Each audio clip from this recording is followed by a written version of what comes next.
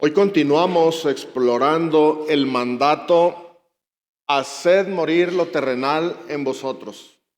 Ese mandato tal como lo encontramos en Colosenses capítulo 3, versículo 5.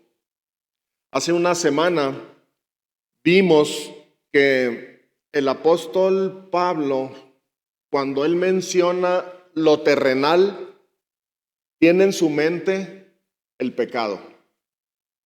Cuando nos dice hagan morir lo terrenal, él tiene en su mente, él se está refiriendo a hagan morir el pecado en ustedes. El pecado que en sus diferentes manifestaciones, en sus distintas expresiones, nos asedia constantemente. A todos nosotros, en diferente manera, en diferente intensidad. Por lo tanto, la orden de Dios a través del apóstol es: creyentes, hagan morir el pecado en ustedes. Y esto es un mandato individual.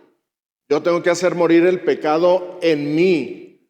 No estoy llamado a hacer morir el pecado en otros. Y cada uno de ustedes tiene esa misma responsabilidad: hacer morir el pecado en ustedes. Esa es la encomienda.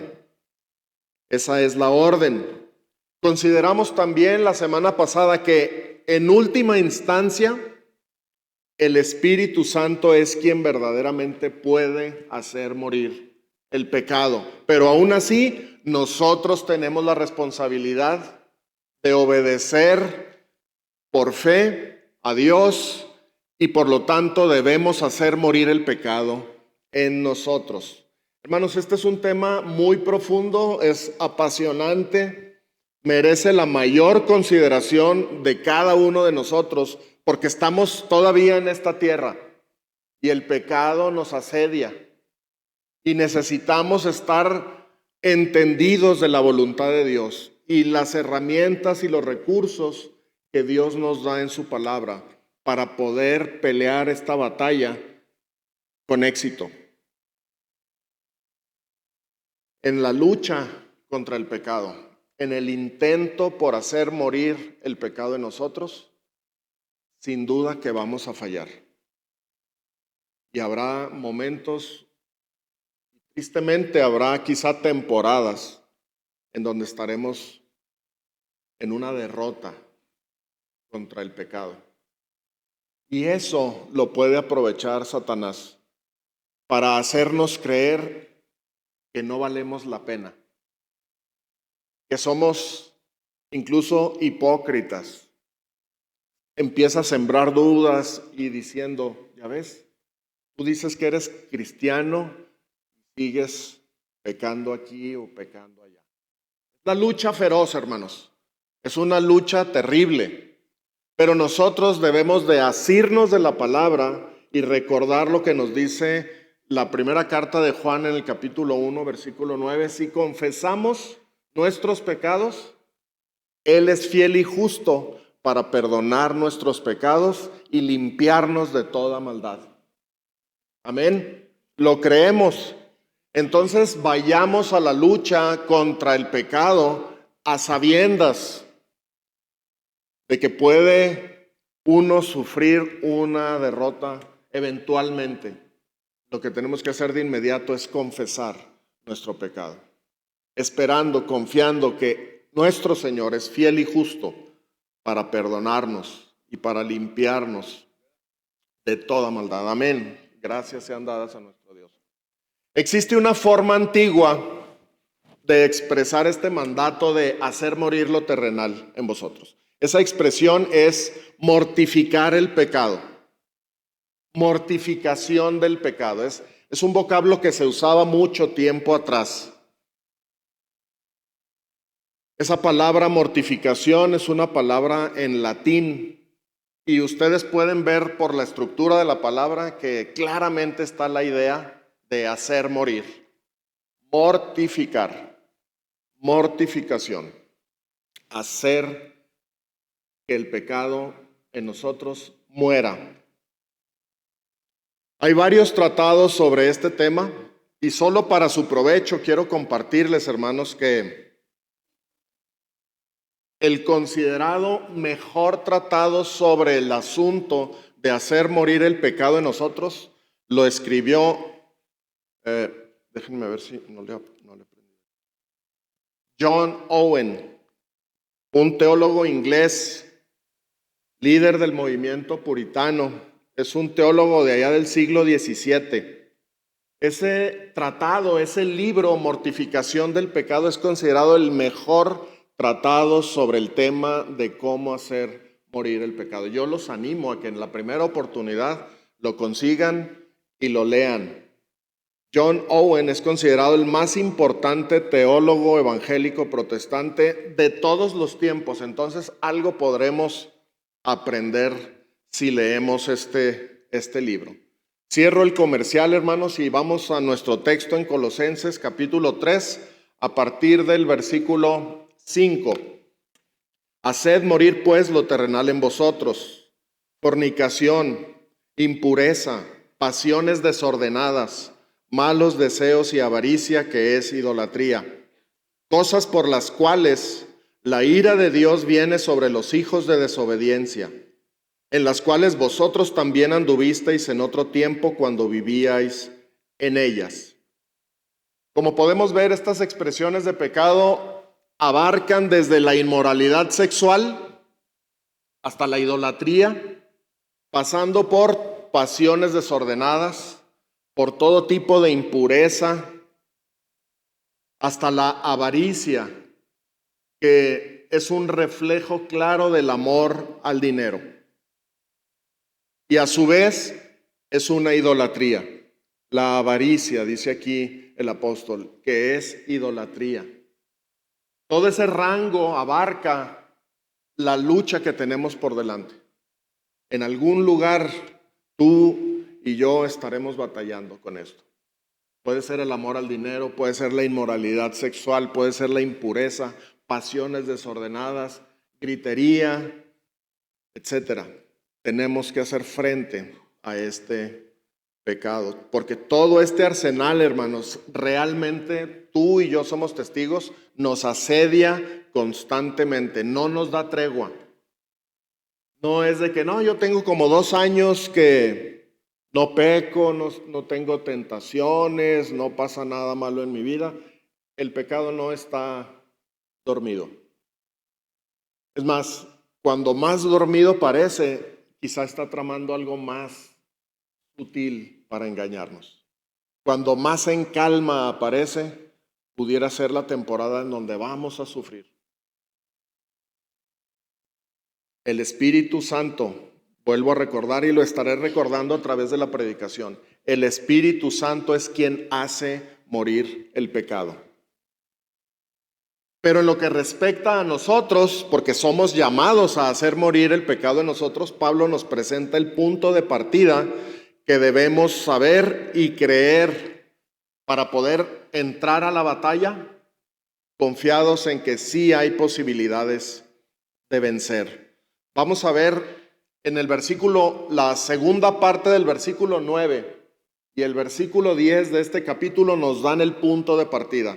Pero vamos a leer desde el 8 para tener el marco de referencia más claro. Dice así: pero ahora dejad también vosotros todas estas cosas: ira, enojo, malicia, blasfemia, palabras deshonestas de vuestra boca.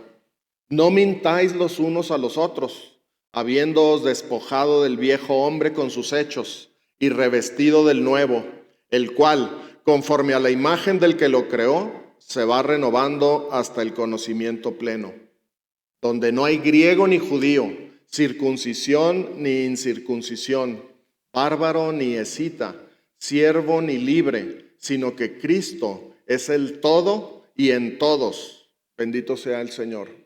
Él es nuestro todo y Él tiene capacidad para ser el todo de todos, de todo aquel que quiera llegar por fe a Él. Les digo entonces que la segunda parte del versículo 9 y el versículo 10 constituyen, hermano, ponga mucha atención en esos versículos, constituyen la base fundamental de doctrina que debemos tener de manera clara y que debemos firmemente atar a nuestra mente. Y por ende, debemos aferrarnos a esta verdad y ser arraigados en esta verdad en nuestro corazón para creer lo que Dios dice. Porque dice aquí, hermanos, nosotros hemos sido despojados del viejo hombre. Otra vez, si tú estás en Cristo, dice la Escritura, que tú has sido despojado del viejo hombre. Y no nada más eso, sino que dice, hemos sido revestidos del nuevo hombre. Una operación completa. No es nada más venir a limpiar la casa, a barrer, a trapear. No es a poner algo nuevo. A poner algo nuevo. A poner vida nueva. Y eso es lo que ha ocurrido con nosotros. Hemos sido despojados del viejo hombre con sus hechos y hemos sido revestidos del nuevo hombre. Un nuevo hombre que es conforme a la imagen del que lo creó. Vean la calidad, la dimensión de lo que estamos hablando. El nuevo hombre con el que tú y yo hemos sido revestidos es conforme a la imagen de Dios, porque Dios es el que crea ese nuevo hombre. Este nuevo hombre del cual estamos revestidos es uno que se va renovando constantemente. ¿Hasta dónde? ¿Hasta dónde llega esa renovación? Dice, hasta el conocimiento pleno. Es una carrera larga. Mientras estemos en esta tierra batallaremos con el pecado, pero tenemos el nuevo vestido del nuevo hombre. Y vamos avanzando, nos vamos renovando hasta que podamos alcanzar el conocimiento pleno. Y la pregunta, hermanos, si hemos sido despojados del viejo hombre y hemos sido revestidos del nuevo hombre, ¿quién realizó esta operación?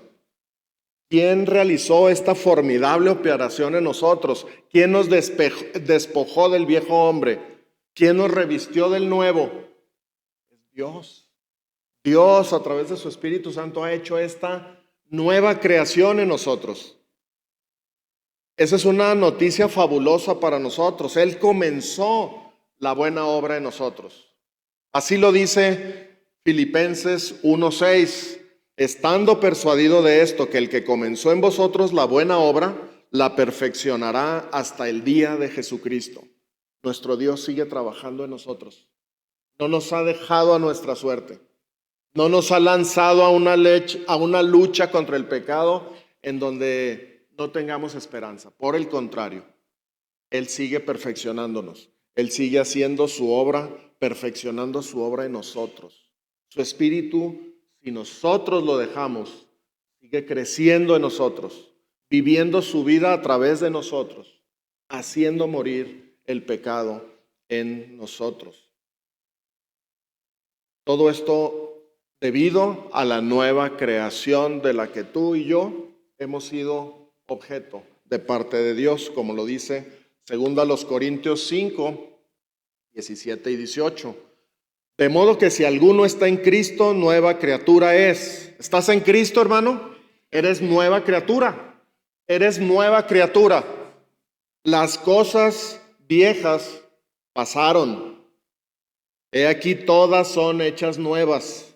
Y todo esto proviene de Dios, quien nos reconcilió consigo mismo por Cristo y nos dio el ministerio de la reconciliación. Las cosas viejas pasaron.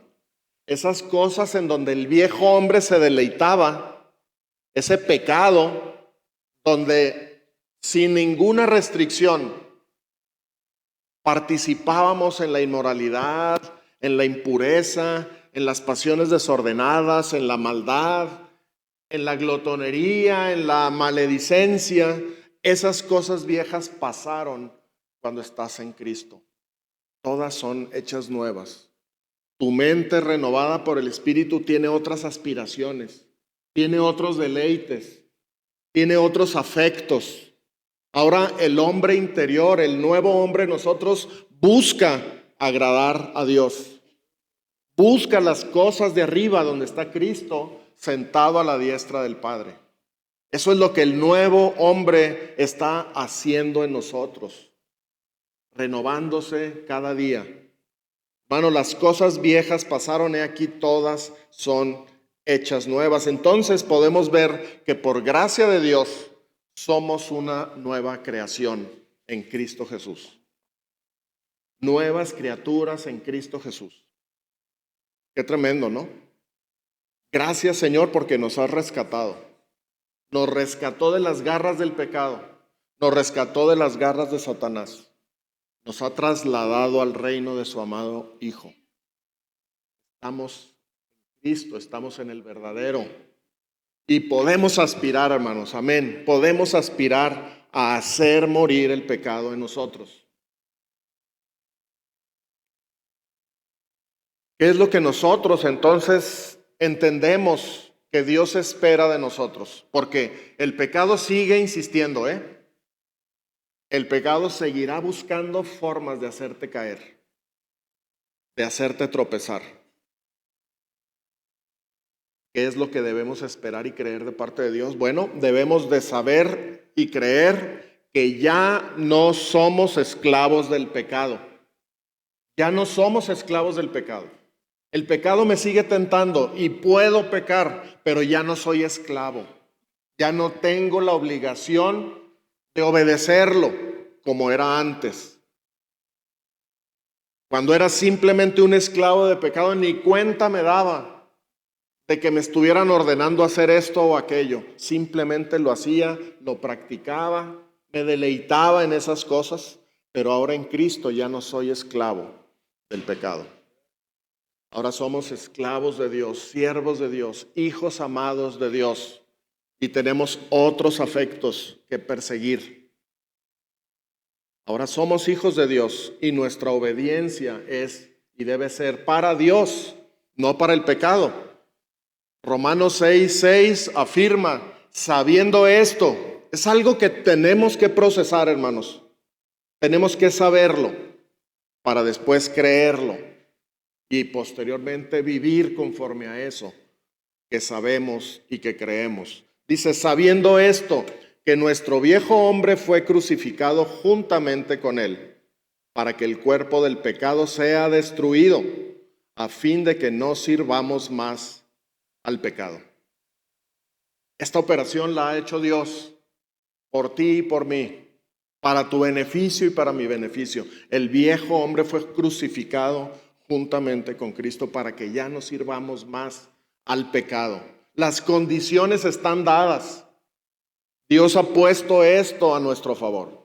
Ahora lo que Él espera, lo que Él pide, lo que Él demanda de ti y de mí es fe para creer lo que Él dice y continuar presentando batalla contra el pecado hasta hacerlo morir en nosotros. Esa es la ruta que Dios tiene trazada. Entonces, mientras sigamos en este mundo, el pecado va a seguir tentándonos de diferentes maneras. Pero lo que tú y yo debemos de buscar es depender de Dios. Cada día acercarnos más a Dios. Procurar que su Espíritu tenga toda la libertad para actuar en nuestra vida. Para que vaya renovando nuestra mente, para que el nuevo hombre se continúe renovando constantemente hasta alcanzar el conocimiento pleno. Eso es lo que el Espíritu quiere hacer, pero Él no lo va a venir a hacer obligadamente, no va a venir a forzarte a que le abras la puerta y le des la llave de tu corazón. Él espera con paciencia, porque Dios quiere que tengamos fe. Si no fuera así, hermano, en el momento en que tú te convertiste a Cristo, te hubiera llevado con Él a su presencia. Pero Él nos ha dejado todavía aquí porque la vida hoy es por fe. Por fe andamos, no por vista. Por supuesto que viene el momento, como nos decía Raúl Héctor en la oración, viene el momento en que lo vamos a ver cara a cara. Y en ese momento, a partir de ahí, no necesitaremos fe, porque tendremos enfrente de nosotros a nuestro amado Salvador. Pero hoy, mientras estemos aquí en esta tierra, necesitamos vivir por fe. Y esa fe significa creer lo que Dios dice y empezar a vivir conforme a eso que dice, porque de lo contrario estaríamos siendo incongruentes. Si digo creer, pero no hago lo que digo creer, entonces en vano estoy haciendo profesión de fe. Entonces, ¿cómo hacemos para hacer morir el pecado en nosotros? ¿Cómo le hacemos, hermanos? Al Espíritu no le tenemos que decir cómo, Él sabe cómo. Él lo hace continuamente. Pero tú y yo, ¿cómo le hacemos? La primera cosa que quiero decir es lo que no es mortificar al pecado. Es importante ver lo que no es hacer morir el pecado para no caer en ese tipo de errores, porque algunos hombres a través de los siglos, en su afán de tratar con el pecado y quizá movidos por el genuino deseo de agradar a Dios, inventaron sin éxito toda una serie de prácticas para tratar con el pecado. Por ejemplo, nació la autoflagelación. ¿Han oído esa expresión? La autoflagelación mediante la cual el hombre castiga y hiere su propio cuerpo con látigos, con diferentes torturas para el cuerpo, lacerando los miembros de su cuerpo, sometiéndose a ese dolor buscando pagar por su pecado, buscando su propia justificación cuando el remordimiento lo atenaza por haber pecado y entonces dice, es hora de autoflagelarme. Y se encerraban, todavía hoy en día lo hacen, estuvimos mi esposa y yo cercanos oyendo los lamentos de alguien en una capilla por allá en Guanajuato, hace no mucho tiempo, en donde en esa cámara entra la gente y se latiga, flagelando su cuerpo, haciendo sangrar su cuerpo con la esperanza de alcanzar gracia delante de Dios. Pero ignoran, hermanos, esta forma ignora por completo que Cristo ya realizó esa obra por nosotros. Vean cómo lo dice Romanos capítulo 8, del 3 al 4. Porque lo que era imposible para la ley, por cuanto era débil por la carne, Dios, enviando a su Hijo en semejanza de carne de pecado y a causa del pecado, condenó al pecado en la carne, para que la justicia de la ley se cumpliese en nosotros, que no andamos conforme a la carne, sino conforme al Espíritu. Bendito sea Dios por su gran sabiduría, por su generosidad y por el gran amor con que nos amó para mandar a su Hijo en semejanza de carne de pecado, para condenar al pecado en la carne del Señor. Él cargó el pecado de todos nosotros y lo clavó en la cruz. Nosotros no tenemos ya necesidad de flagelarnos por causa del pecado, hermanos. El Señor Jesucristo cargó ya, pasó ya por esa etapa. Es más, si alguno de nosotros intentara o supusiera que es necesario hacer esto, estaríamos diciendo algo equivalente como, Señor, tu sacrificio en la cruz es insuficiente. Yo tengo la capacidad de completarlo y por eso me autoflagelo. Y eso sería un terrible error y una deshonra para el Señor Jesucristo. Estaríamos menospreciando la sangre de Cristo derramada en la cruz. Entonces, una primera forma errónea de buscar tratar con el pecado. Otra forma errónea de hacer morir el pecado también se buscó mediante el llevar una vida monacal, una vida monástica. Y se construyeron monasterios para ese efecto, en donde la gente decía, bueno, para no contaminarme con el pecado del mundo, me voy a aislar, me voy a alejar de la gente. No quiero estar expuesto al pecado, por eso me vengo a una montaña, construyo un monasterio y ahí paso la vida en contemplación, sin exponerme al pecado. Pero En realidad, hermanos, dice la Escritura, que el pecado mora en nosotros. No está ahí en el centro. No vayas al centro porque ahí es el pecado. No, está en nosotros. Está en nosotros. Y los creyentes no somos llamados a aislarnos de la gente. En ningún momento, en ninguna parte de la Escritura se nos dice, sepárate del mundo.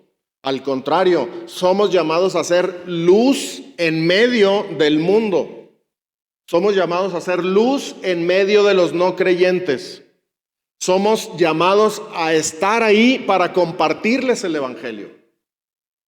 No es nuestra prioridad alejarnos de ellos para no contaminarnos con sus pecados. Nuestra prioridad, bíblicamente hablando, es estar con ellos para proclamar el bendito evangelio de Dios, para que vengan también ellos al arrepentimiento y puedan tener vida eterna. No es aislándonos de ellos, sino siendo luz en medio de ellos.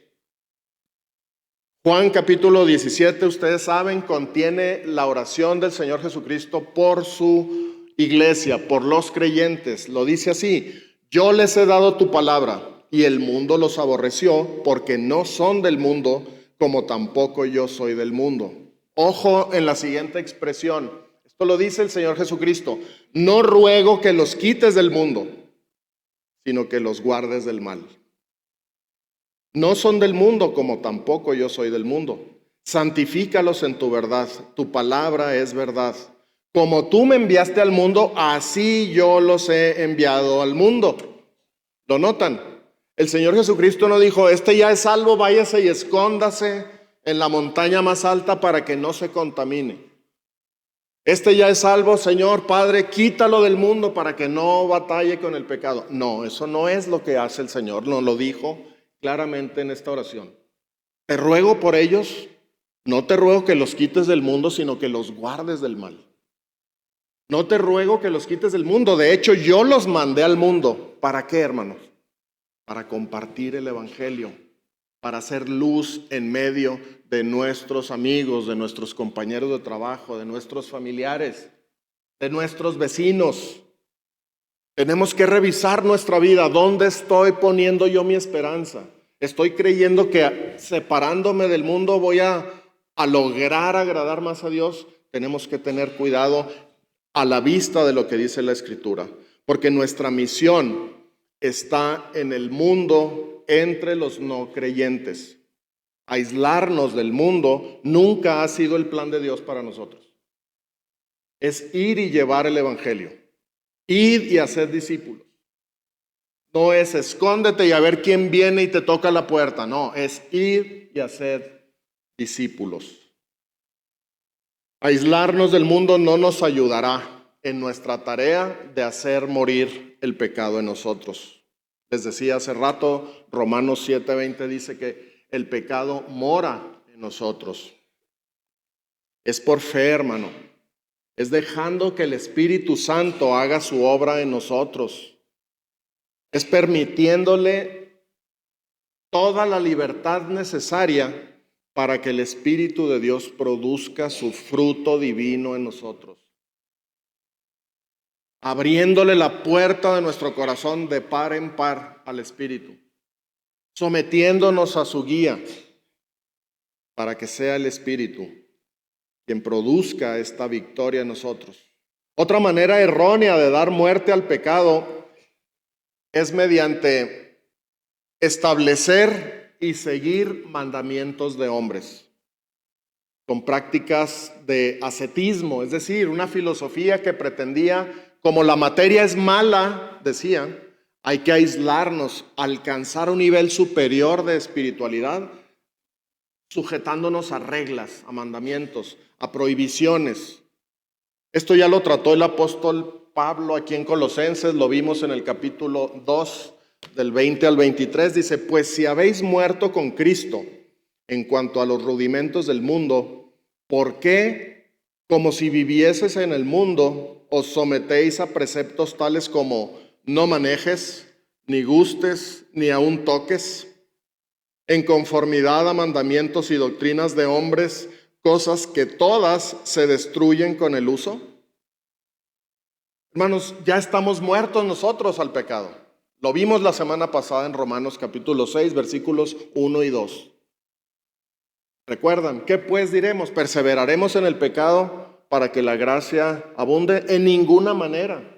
Porque los que hemos muerto al pecado, dice Pablo allá, ¿cómo viviremos aún en él? Y aquí repite, pues si habéis muerto con Cristo, ¿por qué? Como si vivieras en el mundo, te sometes a preceptos como no manejes, ni gustes, ni aun toques, en conformidad a mandamientos y doctrinas de hombres, cosas que todas se destruyen con el uso. Atención en la última parte de este pasaje. Tales cosas tienen a la verdad cierta reputación de sabiduría, en culto voluntario, en humildad y en duro trato del cuerpo. Pero, ese es el pero importante, pero no tienen valor alguno contra los apetitos de la carne. ¿Qué está diciendo el apóstol? Pues está bien que tú controles tu cuerpo, está bien, pero no pienses que mediante someterte a esos mandamientos humanos vas a lograr hacer morir el pecado. Porque estos mandamientos no tienen valor alguno contra los apetitos de la carne. No puede esta forma de vida que tiene otros riesgos que no veremos hoy, pero tiene riesgos como el legalismo, la religiosidad, la hipocresía, etcétera y etcétera. Pero dice el apóstol, no tiene ningún valor contra los apetitos de la carne. Vuelvo a insistir, lo único que tiene valor y poder es el Espíritu Santo de Dios. Y lo que nos toca a nosotros es someternos a la guía del Espíritu, pidiéndole, Señor, aquí estoy. Quiero empezar a hacer tu voluntad y quiero empezar a luchar para hacer morir el pecado en mí. No cometiendo los errores que ya se han cometido a lo largo de los siglos. Pero entonces, ¿qué podemos hacer? Ahora sí viene la pregunta y voy a mencionar solamente algunos principios bíblicos que podemos apropiarnos de ellos para poder enfrentar una lucha con grandes expectativas de éxito. Una cosa a aclarar, no estoy diciendo que vamos a dejar de pecar, porque mientras estemos en este mundo, en este cuerpo, lamentablemente el pecado con su astucia seguirá tentándonos y a veces, como dije al principio, caeremos en pecado. Tenemos a nuestro Señor Jesucristo, quien es fiel y justo y nos puede perdonar y limpiar de toda maldad. Pero tenemos que ser obedientes a los principios bíblicos para poder lidiar contra el pecado. La primera cosa que tenemos que hacer es contarnos como muertos al pecado, pero vivos para Dios. Romanos 6, del 11 al 12, lo dice así. Así también vosotros consideraos muertos al pecado, pero vivos para Dios en Cristo Jesús, Señor nuestro. No reine pues el pecado en vuestro cuerpo mortal, de modo que lo obedezcáis en sus concupiscencias. Una frase en apariencia muy sencilla. Hermanos, es la pura verdad. Y la debemos de creer por fe y vivir. Que el pecado no reine. Pero lo primero, ¿qué tienes que hacer tú que estás en Cristo? Tienes que considerarte muerto al pecado y vivo para Dios. Si yo no tengo esa claridad en mi mente y creo que sigo siendo esclavo del pecado, cuando se pase lista acá en el pecado voy a decir presente. Y eso ya no me corresponde. Ya no me toca. Debemos de adoptar la filosofía de Southwest. No es comercial, pero acabo de volar por esa línea aérea y tiene un sistema muy sencillo para abordar el avión. Hay dos letras. Te llega en el celular. ¿Tú estás en la sección A o estás en la sección B? Y en la sección A vas del 1 al 10 y del 11 al 15 y del 17 al 22. Y si estás en la B es del 1 al 10 y así. Y hay unas columnas metálicas con la numeración. Entonces, yo llego, abro mi teléfono y digo, ¿qué sección estoy? En la sección B. Ah, es la de aquel lado. Y me voy para allá. ¿En qué número? Tengo el número 58. Así me tocó. Pues hasta la fila, pero hasta la cola, ¿no? Y me voy atrás de esa columna. Cuando yo llego, no tengo absolutamente ningún problema porque soy de esa lista, de esa fila, de esa numeración. El ejemplo viene a colación porque una señora que seguramente no leyó bien las instrucciones estaba formada como a 2 metros en la línea A. Y ella cuando llega, el ejecutivo de la aerolínea le dijo, no, usted está en la B, en el mismo número, pero en B, y la regresaron a hacer su fila. Ella no se podía contar como alguien de la línea A porque no era de la línea A. Hermano, llevemos esto a la práctica. Cuando dice ahí, consideraos muertos al pecado, lo que está diciendo es, cuéntate como uno que está muerto al pecado, pero como uno que está vivo para Dios. Cuando el pecado grite y llame, hay que contarnos, y yo ya no estoy ahí, yo ya no estoy en esta fila, yo ya estoy en la fila de Dios. Me cuento vivo para ti, Señor. Es lo que está diciendo este pasaje. Considérate, contabilízate como un muerto para el pecado, pero como un vivo para Dios. Empieza sabiéndolo, continúa creyéndolo y entonces lo podemos empezar a vivir. Hermano, es un reto importante.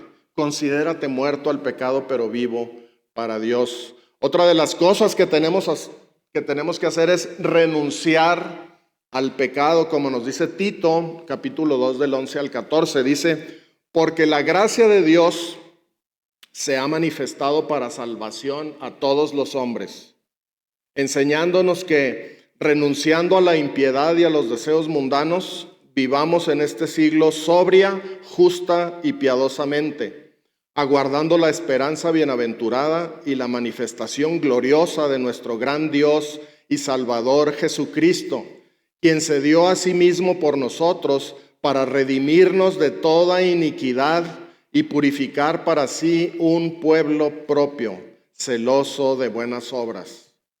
Qué tremendo pasaje. La gracia de Dios se manifestó para salvación. ¿Quién es la gracia de Dios que se manifestó para salvación? Cristo Jesús. Y Él nos enseña, renuncia a la impiedad y a los deseos mundanos. Renunciar quiere decir elegir. Renuncio a esto, me despojo de esto, descarto esto, pero escojo esto. No me quedo nada más tirando cosas, deshaciéndome de cosas, renunciando, sino que renuncio a esto porque elijo esto mejor. Lo que tenemos que hacer nosotros es renunciar al pecado, desecharlo de nuestra vida, dejarlo a un lado y elegir a Cristo. Elegir a Cristo. Aguardando su regreso, hermanos. Si tú y yo pasáramos más tiempo aguardando la esperanza bienaventurada y la manifestación gloriosa de nuestro Señor Jesucristo, tendríamos mucho menos tiempo para andar ocupados en las cosas del mundo, en el pecado. Tendríamos más tiempo para contemplar la belleza de nuestro Señor. Contemplarlo con gozo, glorificando su nombre, compartiéndolo con otros. Esa es la clave, no es nada más para nosotros, es compartir eso que nos deleita. Y lo que nos deleita es Cristo Jesús y su obra a nuestro favor. Entonces renuncia al pecado, pero elige a Cristo. Porque cuando nada más renunciamos al pecado y no escogemos a Cristo, tenemos el riesgo de empezar a ver a los demás y decir, aquel anda todavía en pecado, aquel hizo esto, aquel dijo aquello, y me constituyo en un juez que no tengo derecho de ser. Pero si yo renuncio a la impiedad y a los deseos humanos y escojo a Cristo para vivir en lo que queda de vida de una manera piadosa, de una manera sobria, de una manera justa, entonces el Espíritu empieza a trabajar en mí. Eliminar la provisión para el pecado me parece que es la última. Los veo adormilados, hermanos, espero que no sea el tema. Pero esta es la última, habrá otras cosas, pero son principios para que tú y yo podamos poner en práctica. Eliminar la provisión para el pecado. Romanos 13, del 12 al 14 nos dice, la noche está avanzada y se acerca el día. Desechemos pues las obras de las tinieblas, o el pecado, y vistámonos las armas de la luz. Vistámonos del nuevo hombre, de Cristo Jesús. Andemos como de día, honestamente, no en glotonerías y borracheras, no en lujurias y lascivias, no en contiendas y envidia, sino vestíos del Señor Jesucristo, y no proveáis para los deseos de la carne. ¿Cómo la ven? Qué tremendo mandato tenemos. Esperanzador, pero la clave, no proveas para los deseos de la carne. Cada uno de nosotros sabe contra cuál o contra cuáles pecados batalla más. Lo que estamos llamados a hacer es no les proveas la posibilidad de que estén ahí despiertos con toda la fuerza para hacerte caer. No proveas para los deseos de la carne. En otras palabras, no debes de proveer las condiciones necesarias para que esa tentación empiece a florecer y a crecer al grado de que te derrumbe cuando conciba el pecado en ti. Cuando vienen los tiempos como días pasados de mucho frío, yo me acuerdo en años idos, en otros países lo que hacían era, viene un temporal, hay que proveernos de comida, de papel sanitario, usted sabe de qué, ¿verdad? Y se iba y había tumultos en la Soriana y en el Costco y en todos lados. Y todo el mundo proveyendo para pasar esa temporada. Aquí lo que dice es todo lo contrario, no proveas para los deseos de la carne. Un ejemplo, si yo batallo con el apostar, la apuesta, puedo ser tentado por las apuestas de una o de otro tipo. No proveer para esos deseos, ¿cómo sería? Hermano, no te pares en el casino. No entres al casino. No proveas para esos deseos.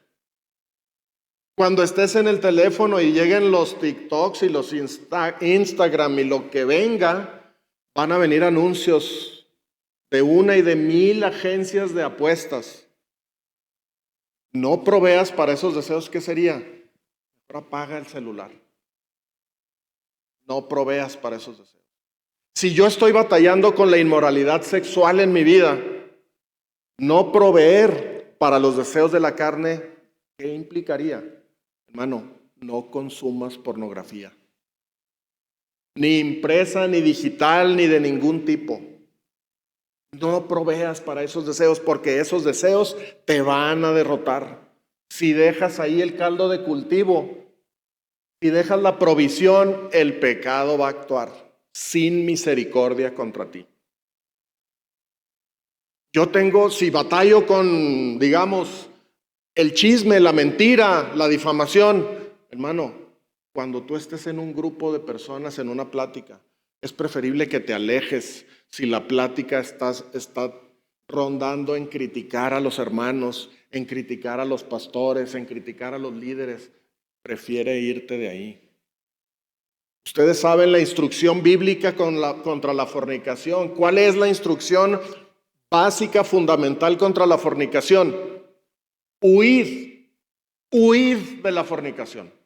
Ahí no nos pide enfréntate y a ver si traes una buena defensa. No, es Sal corriendo. Huye de la fornicación. Huid de la fornicación. Hermanos, no proveamos para los deseos de la carne. Tú sabes con qué estás batallando. Yo te animo, verdaderamente te animo, siendo un compañero de lucha igual que tú. Yo te animo a que sigamos estos principios. Que sigamos estos principios, porque solamente así estaremos abriendo nuestro corazón para que el Espíritu Santo haga su obra. Entonces, para cerrar, no es mediante mandamientos de hombre, no es por practicar la autoflagelación, no es por vivir aislado del mundo o incluso yéndome a un extremo, no es por irme a un monasterio en la montaña más alta, sino mediante la obra poderosa del Espíritu Santo y nuestra completa sumisión a Él. Hermanos, andemos en el Espíritu, es decir, démosle por fe toda la libertad de acción en nuestra vida. De manera intencional, digámosle, Espíritu Santo, ven y ayúdame en esta lucha. Haz morir lo terrenal en mí. Yo voy a poner fe y voy a poner en práctica los principios que tú dictaste para que estén en la palabra de Dios. Produce en mí tu divino fruto, Señor.